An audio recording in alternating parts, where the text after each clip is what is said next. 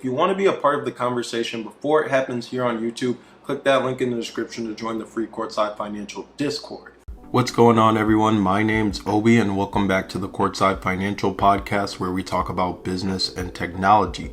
Today we have a significant update from one of the major new electric vehicle manufacturers in China, NIO, who's just announced a significant change that's really going to impact their business, whether that be for the better or for the worse.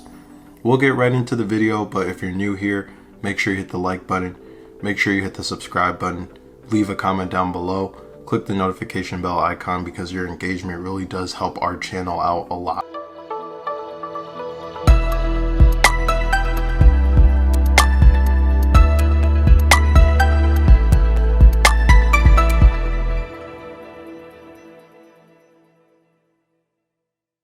Effective immediately, NIO announced that they are going to reduce the price of all vehicles by $4,200 US is the conversion. This will help them compete with other brands that are doing price cuts, as well as create more demand for their product amongst potential consumers.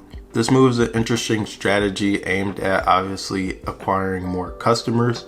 It'll be interesting to see how this price adjustment affects their sales and financial performance. Aside from the price cuts, NIO also made another significant announcement that they decided to end all free battery swaps for new buyers. Battery swapping has always been seen as a potential advantage for NIO, allowing customers to quickly refuel their battery by swapping out the battery at battery swapping stations in less than 5 minutes. However, it seems that NIO's reassessing the cost effectiveness of this service. A decision like this could have implications for customer satisfaction and the company's ability to differentiate itself in the market. Now let's take a moment to reflect on NIO's first quarter earnings that were reported last Friday. The company faced challenges with declining revenues and gross margins during this period. Revenues decreased by 33.5% from the previous quarter, amounting to $1.55 billion.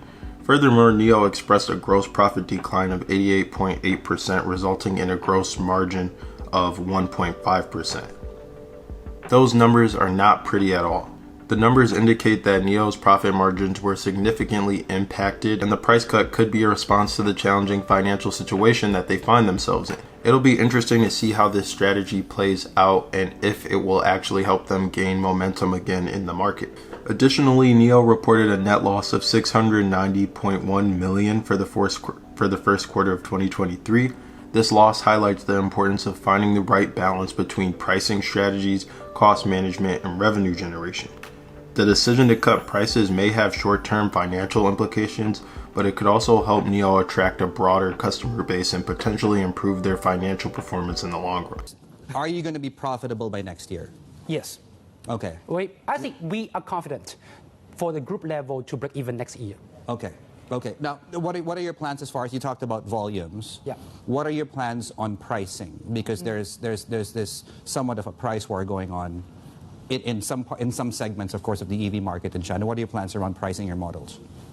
I think the short answer is that NIO always try to maintain a very stable price system. Okay. I would say actually in the last year and this year, China auto market is going through a very profound reshuffle thanks to the increasing EV penetration. So in the end, price war will lead to industry consolidation. But for NIO, I think we would like to differentiate ourselves by compared products, innovative technologies, comprehensive power infrastructure, and a vibrant user community. So are you planning more cuts, or you want to keep things stable, as you said? I would say for existing models, we will keep the price very stable. And for new models, we need to follow the market very closely.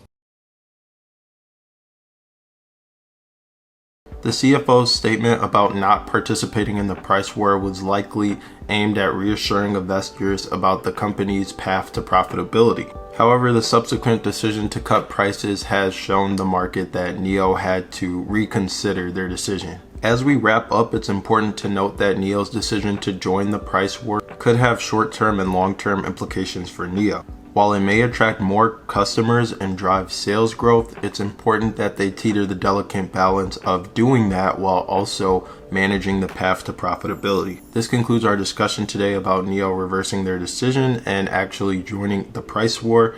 I want to know what you guys think about this. Make sure you like, subscribe, comment, notification bell icon, all that good stuff, and we'll catch you in the next episode.